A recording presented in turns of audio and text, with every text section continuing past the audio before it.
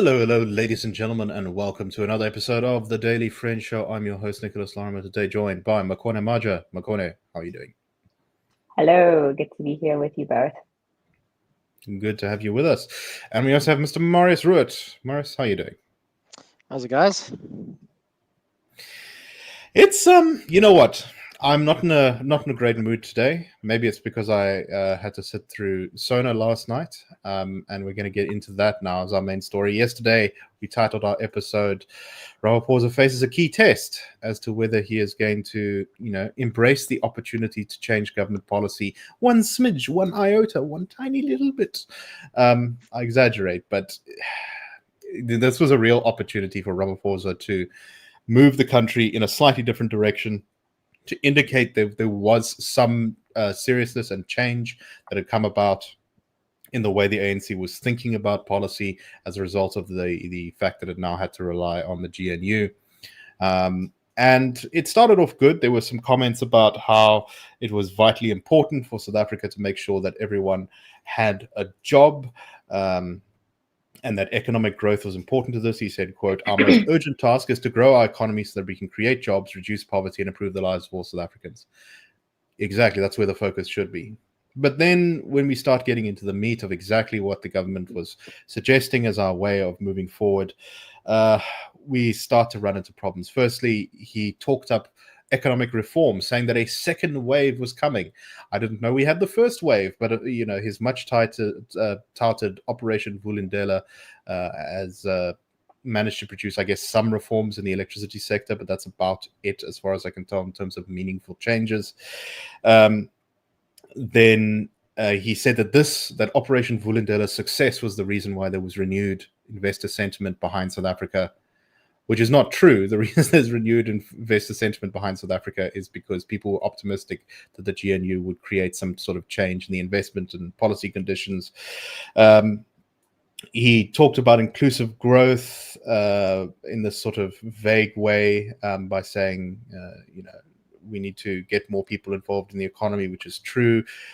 And to do that, we're going to create the Transformation Fund, which will be worth over 20 billion rand a year that will support small and black-owned businesses. This is what Parks Tau had been talking about a while ago. It's essentially, the idea is to take the money that companies already pay towards community projects and stuff for BEE points, and instead divert it into a government fund where the government will decide how it's spent, which you want an example of how that's going to look, go and look at how the National Lottery's money is being spent and how often it is misspent, and I think you'll get a pretty good idea. There was some discussion about changing the funding of municipal government, and that he said that there were two reasons for municipal government not working well. One of it was that it lacked expertise, which I guess is true. But he also said that the funding model was wrong, which, is not really the problem here. The funding is a problem in many municipalities, but that's not the core of the issue. The core of the issue is a lack of accountability and consequence for misgovernance. He said what I thought was a pretty low economic growth target of we must lift economic growth to above 3%. Honestly, if South Africa wants to escape the poverty trap, it needs to be at least double that. And he said the way we're going to achieve great new economic growth is by investment in infrastructure. Well, infrastructure is the safest, most milquetoast, boring way of increasing economic growth. Everyone agrees with it. It's politically popular. It's got, you get to spend money, you get to build cool new bridges. It's got all these payoffs. But, we've seen promises like this before, and simply building a new bridge is really not enough to turn the country's infrastructure problems around, which are deep and get worse because of the misgovernance in municipal governance, often, which creates maintenance backlogs. So you build a road and 5 years later, it's got potholes all over it. And then what was the point of building the road? He talked about building a new port in the Northern Cape, which is probably useful, but this is not, the thing that's going to turn South Africa around. He spoke about visa reform, which is something he's been talking about forever. He spoke about making the electricity market more competitive, which is also something I'm pretty sure he promised in his first State of the Nation address back in 2019. He talked about the wondrous success of the presidential employment stimulus, how it's created all these jobs for people across the country. But of course, those jobs are almost all temporary, paid for by taxpayers, and don't allow people to escape poverty. He laughingly described mining as a sunrise industry. This is a sector where many large international players are leaving the country, where very few new mining projects are underway, and where thousands of jobs are being lost all the time. And it's apparently a sunrise industry. I hate to see what a sunset industry looks like if that's what a sunrise industry is. That there would be a new mining cadastral system that would help us to determine mining rights, which government has once again been promising for years. This has been in the pipeline. He talked up NHI, but then he didn't give any clear indication of whether it had been scaled back. He sort of suggested that it might have been. He said that they were going to implement NHI, but the first part that we're going to focus on is the single electronic health record system, which is probably one of the least contentious parts of NHI. So, is it going to be funded? Well, I guess we're going to have to wait for the budget to see whether its implementation will be funded, to see whether the DA got dribbled again. But just generally, the whole speech just came across as, and Marius, you made this clear in the press release you put out today. He could have given this speech pretty much at any time. There was, I think, 2 paragraphs at the beginning of the speech which sounded like, they came from the DA, and then the rest was exactly the same as always, normal speech that Ramaphosa gives, promising things, kicking around the same old ideas, promising to invest all sorts of things in infrastructure and development and uplifting businesses and stuff, which we've all heard before. And almost every time, even if these plans get implemented, they result in an orgy of corruption and misspending rather than actually the country turned around. No mention of expropriation. He did mention title deeds, which was good. But of course, the title deed stuff is completely at odds with the fact that his government is pursuing a policy which will allow the government to expropriate land with no compensation in certain circumstances. So, Marius, I'm just tired. I'm tired at the missed opportunities. I'm tired that the president just continues to fail the opportunities to turn the country in a different direction. And honestly, he's screwing his own legacy here. What do you make of this? Yeah, I mean, our colleague Terence Corrigan, him and I were having a chat the other day, and he said he is of the firm belief now that history will remember Cyril Ramaphosa as a worse president than Jacob Zuma. He's pretty much a party hack. He hasn't been prepared to make any of the, hard decisions you need to do to get things moving. There's lots you can criticize Nelson Mandela and Thabo Mbeki about, but they made decisions that went against what the party wanted often, or they did that and they took the party with them. A lot of things that Mandela and Mbeki did, like I say, they're obviously not above reproach, but they're not above criticism, but they were prepared to make the hard decisions, do the difficult things. And we all know Jacob Zuma and Cyril Ramaphosa especially has been prepared to do that. But as you say, I wrote I released or sent out a press release this morning, and I actually wrote it yesterday afternoon because I knew President Ramaphosa. I knew exactly what was going to come out the Sona. It was obviously just the details that you had to look at this morning, and yeah, it's just all more of the same. And he's doubling down on bad policies, talking about the NHR. He doesn't mention expropriation, as you say, but the Transformation Fund, which seems like a pretty bad idea. The Preferential Procurement Act, he mentioned that, and another of our colleagues, Gabriel Kraz, has written a lot on that and the problems with it. So yeah, and I think that's the point you made about 3% economic growth. That's 3% economic growth. If we get there, that'll be pretty good. I mean, obviously, there'll be an achievement, but as you say, we've averaged 5 or 0.8. Yeah, I mean, we haven't had more than 3%. I think we had it in 1 year under Zuma.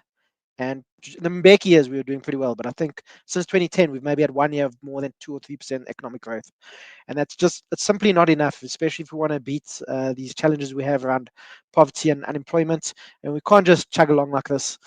And yeah, it was more of the same. And yeah, I don't think Cyril Ramaphosa really inspired anybody last night. And it's a great missed opportunity, I think.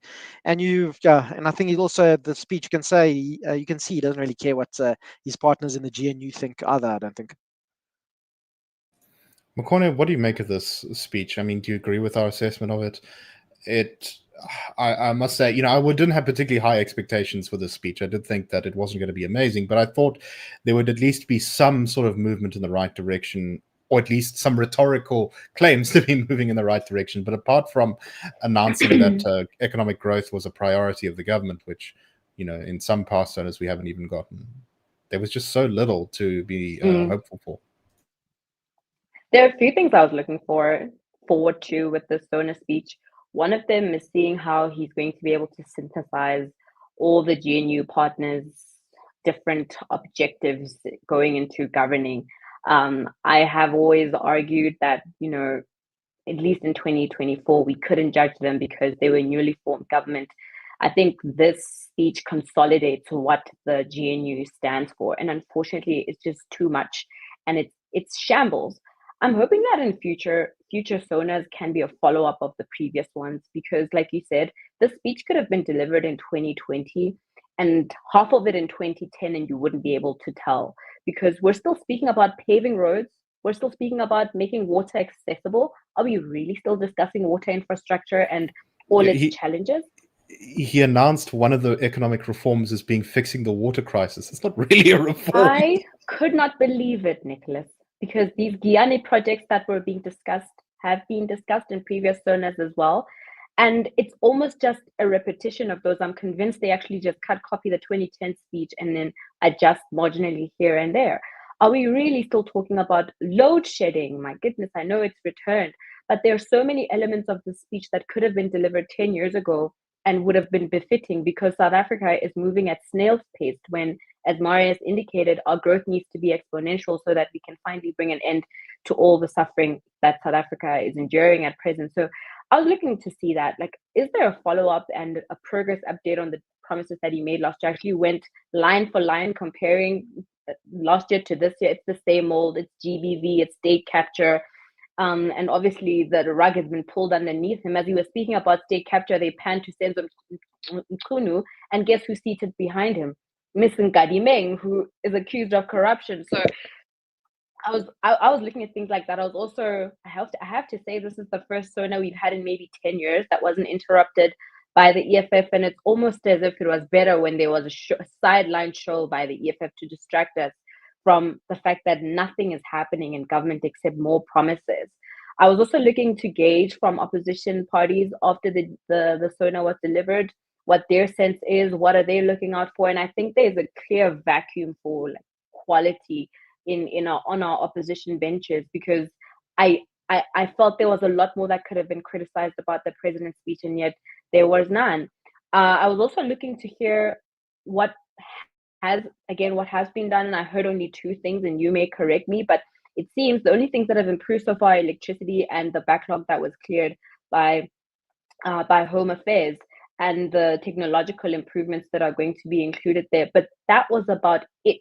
That's what's happened between now and last year since he had delivered the Sona. So it was a huge blow for me. My expectations were met because I didn't expect that there'd be a huge improvement. I think the scope has definitely been broadened, which is unfortunate. I think the GNU needs to focus. I think right now there isn't like a target for where to channel all their efforts to generate the jobs and the growth that they need to show at the end of their term, which is 4 years now. And so I'm very concerned about that. I think they need to go back to the drawing board and identify at least 5 things of the 25 that he mentioned yesterday, and direct all their resources to that, because a lot of these departments are also they have a lot of overlap. So they don't need to focus on everything all at once, because 4 years is too short of a time for them to try and eat that mammoth of a task within. But yeah, it is quite, as you said, the same old, same old. So, Marius, I've become very frustrated with, I think, one of the problems here is that I think one of the reasons we got the Sona speech was because the DA negotiated itself into a corner. There was a lot of pressure put on the DA, it's clear, from big business and funders, and that to say you need to go into government to make sure that the EFF and MK don't get into bed with the ANC. And the DA has essentially sort of framed the whole debate this way. Whenever they've been under pressure to leave the GNU, they've always said, well, if we leave, then MK and the EFF get in, and then the country is over. And it's sort of like completely removing all of your leverage at the beginning of a negotiation before you actually start it.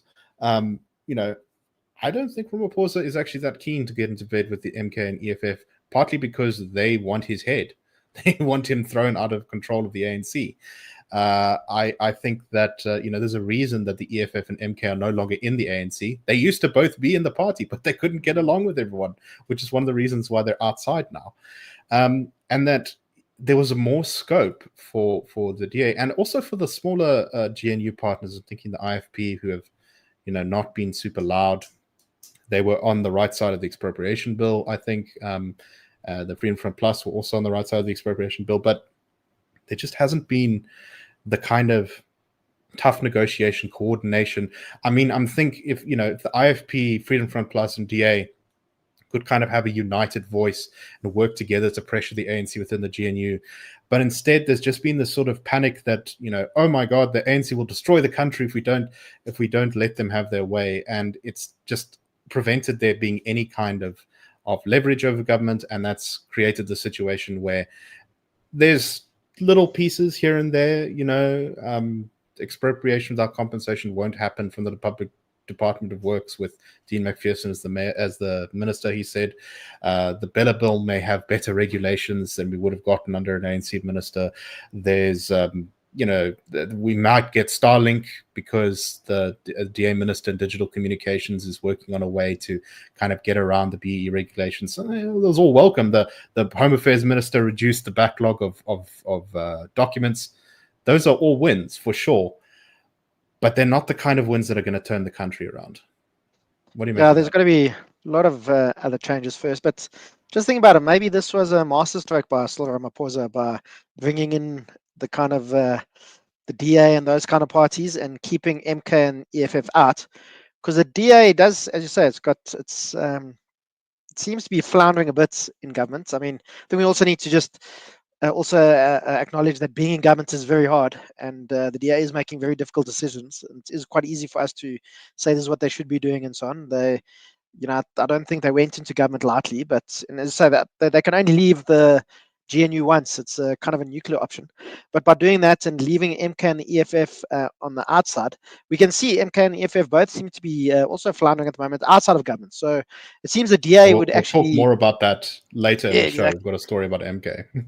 The DA, it seems to be, they would maybe be doing better if they were in opposition, and MK and EFF would be doing better if they were in government, because especially with a party like MK, they've been cut off from a lot of patronage sources and so on. I mean, Jacob Zuma was used to being able to control, where government contracts and so on went, and a lot of people who are in MK now obviously used to be in government or high up in the ANC and what have you, and now they have no. They're not empowering KZN. They're obviously not in control of any municipalities because they're only formed after the last local government election.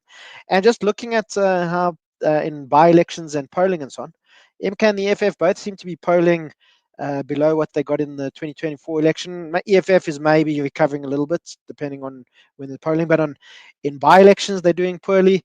So yeah, maybe we underestimating Ramaphosa here. Maybe he was actually a masterstroke of him to bring the DA in and keep MK and EFF out.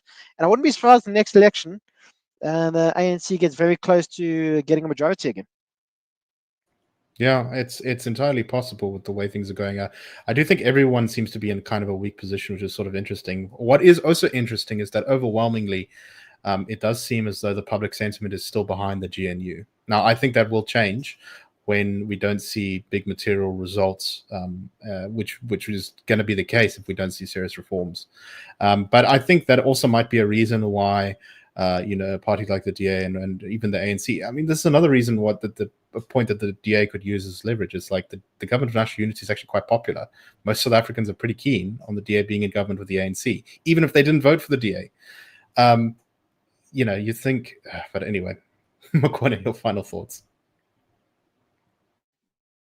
You will remember Helen Zille said to the Friedrich Naumann Foundation that when they were negotiating the GNU, that the EFF entered the negotiations with impossible demands, including off with President Ramaphosa's head, right? So they came in super high. And then as the DA started to come in with their lower demands, the EFF started to lower theirs. So I think that also put them in a compromising position where now that the the EFF is unraveling their demands and they're busy de-escalating so that they can still, shoehorn their way in. And the DA is now between a rock and a hard place because now all bets are off and everybody wants in, and they'll do whatever it takes at this point to get in. So I think that was perhaps one of the things that put them in a compromised position. But yeah, I think that the DA needs to be a bit stronger if it wants to have a voice in the GNU, and it doesn't look like the Sona, because it was drowned out by all the talk about the NHI. And I mean, the Expropriation Act wasn't spoken about explicitly, but we will not be bullied. That was a reference to the act and the US's response to the act. So I think the DA has effectively been drowned out by all the noise around the things that they haven't been able to do. It's almost as if Bella's in, NHI is probably going to make its way in, and EWC is in. What's left for the DA to stop as an act of like not letting the MK and the EFF get into parliament? Sure, they're not governing right now. I mean, getting to the executive, they're not governing right now, but you've been able to not stop the policies that they would have advocated. So your presence in the GNU hasn't actually done the thing it was supposed to do substantively. Right, it's like, don't let the EFF in. They might destroy property rights and loot the healthcare system. Oh no, wait, that's happening already. Look, I think it does. The reporting does seem to suggest that there may have been a victory on the NHI for the DA, in the sense that it's just not going to be properly funded over the next few years, and so it's just going to sit there in the background, lurking like some kind of satanic mushroom. But yeah, we'll have to see. I think that will become clear as we see the medium-term policy development document, and we see where the money goes in the budget. But this Sona did not inspire confidence. All right. Well, speaking of parties not having a great time, let's talk about the MK party. The MK party has instructed its newly appointed Mpumalanga provincial detachment to halt all staff appointments due to the party's, quote, current financial situation. MK Party Secretary General Floyd Shivambu, in a letter to provincial leaders, said, quote, "We are informed that despite the directive to freeze employment due to financial constraints, staff appointments have been made in Mpumalanga. This is unacceptable and must be rectified immediately." The MK Party recently announced its Mpumalanga leadership structure in January, and there are rumors circulating in the media that have not been proven that some people in the party are claiming that 40 million rand were stolen from its coffers last year by someone. Trouble in paradise, it seems. The first question I have is, how exactly does the MK Party have 40 million rand to have stolen from it? That would be, considering the party has, in terms of, and so the party has been getting money from government since it got into parliament. It gets some money from government, but I don't think it's 40 million rands worth. And I don't know where they would get 40 million rands, because in terms of the donations over 100,000 rand they've declared to the IEC since they were formed, I believe they've only declared 380,000 rand in a single donation.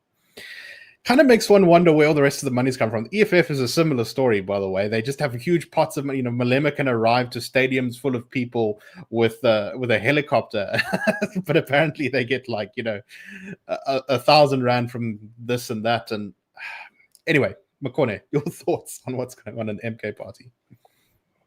I am not surprised if it turns out to be true that the MK has looted itself. They have done that to the state, and that sword, they will fall on that sword even as a party. So it would be a no shocker there. But yeah, if the appointments have been halted, it's indicative that the MK's got far greater challenges than we thought, because there's been violence within the MK. President Zuma he was bemoaning the fact that they show up to meetings with guns, and that they're pulling out guns on each other. There are sexual allegations made against the deputy president of the MK Party. One of their members of parliament is undergoing a case of treason, Ms.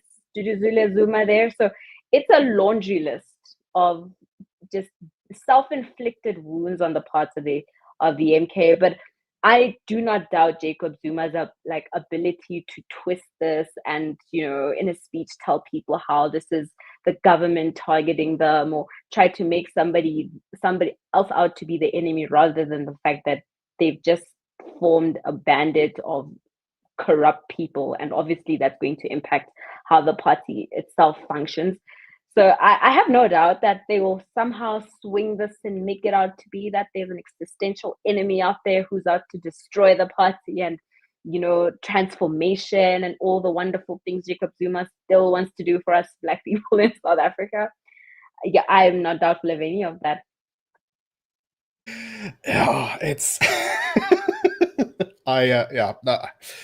one is kind of it's like hilariously sort of on brand, I think, for something like this to happen. Just another point, this is the ANC's potential coalition partner if they decide to kick the DA out of the GNU. So this, I don't know why big business is not putting pressure on the ANC to stay in the GNU rather than on the freaking DA. But anyway, Marius, your thoughts? Yeah, I mean, just it's chaos, and I think, I mean, I don't know actually if MK's got legs unless it really starts getting its affairs in order. I mean, it's basically being run as Jacob Zuma's personal fiefdom, and I wouldn't be surprised if that 40 million, if it did exist, if it somehow ended up in some of it at least ended up in Jacob Zuma's personal account. I don't want to make any allegations here, but and also, I mean, the party just lies and lies and lies. So yesterday, Jacob Zuma, about his application to get Billy Dana removed as on his corruption case, it was heard in the Pietermaritzburg High Court yesterday, and Mzwanele Manyi, he's another chief whip for the MK party, said this is the government sabotaging Jacob Zuma because obviously yesterday was Sona and Jacob Zuma wanted to go to Sona. This court date was set last year already. So, and now the MK party is claiming, Ramaphosa is a terrible person trying to sabotage Zuma, not letting him go to Sona. So, the party just lies and lies and lies. And we all know Jacob Zuma. I don't, I don't get sued, so I won't say anything about our former president. Great man that is. But yeah, I don't think much is going to, I mean, I would be actually very surprised if MK party lasts more than 10 years, actually, the way it's going, unless it really gets its affairs in order very quickly. But yeah, I'd be very surprised. It just seems to be, because it doesn't have any state patronage, it's got to loot itself, as Makone was saying. So. the amazing self-looting party. All right, last story today. I'm just going to preface this by saying that I kind of can't believe this isn't a parody. This is from an official social media account of the Department of Health. But it's an advert in favor of NHI that is so weird that, well, I'll just play it. So rising costs of medical aid with less cover. Maybe the NHI will be the solution. Oof, I don't know. NHI seem a bit communist. That's where you're wrong. Japan, Norway, Canada, Britain, and many other civilized countries have some version of NHI. Oh, I think you're right. NHI is our answer for quality healthcare for all of us. Mm-hmm. Even you, my bad.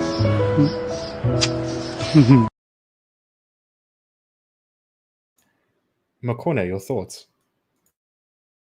You're really putting me under the spot there, Nick. I am flabbergasted. I cannot think of anything more manipulative. I think there are so many implicit messages here, including of the people who have been cast in this, who I have not seen in a South African government-issued ad in the last 30 years of our democracy. I hope that people continue to reject the NHI and take this as the joke that it is, because I can see, Nick, that you're struggling. But what kind of manipulation is that? It is absurd. It's like a comical stereotype of white South Africans as well. It's just Marius, your thoughts? Somebody in the comments here, George van Renen, he just says WTF, and WTF doesn't mean welcome to Facebook. So I think we can all agree with George here. And it's just, I mean, even with the wording when they say lots of civilized countries, like, what do you mean by that? What's a civilized? Yes, you could have said developed country, but also it's like they went to like a casting agency, they went down to Central Casting and said, please get me the most typical white South African couple from Four Ways with the accents and everything. You're like, and let's cast them in this ad. I mean, it's the. I mean, these people. I hope they're planning on immigrating because those two actors should not show their face in polite society in South Africa ever again. I don't think. Included in the typecasting is that they look like what seems to be nature. Like, are they hiking? Are they fishing? Yeah, they're sitting at some dam, like, he's probably fishing, or he's gonna go on his jet ski, or he's like big yacht, he's like his catamaran or something. I don't know. Definitely playing to all the stereotypes about how white South Africans are, but it's incredibly manipulative and yeah. And it just shows the government doesn't respect us. If that is the standard of propaganda, honestly, we need a better standard of propaganda, really. Great word. Yeah, I State mean, propaganda. come on, guys. if you're gonna do state propaganda, do it properly. This is... Exactly. I actually don't mind. Cool, we'll have potholes, we'll have decaying hospitals, but just try brainwash us properly, please. We need a better standard of brainwashing. It's the least we can hope for, anyway. I don't think there's anything more to be said on that. So let's call it to a close. I hope everyone had a wonderful time watching the show today. I'm a bit at the end of my rope. I'm looking forward to the weekend because I need a break from South African news for just a few days. Anyway, I hope you all have a wonderful day, and we'll see you on Monday. Cheers, everyone. Have a great week.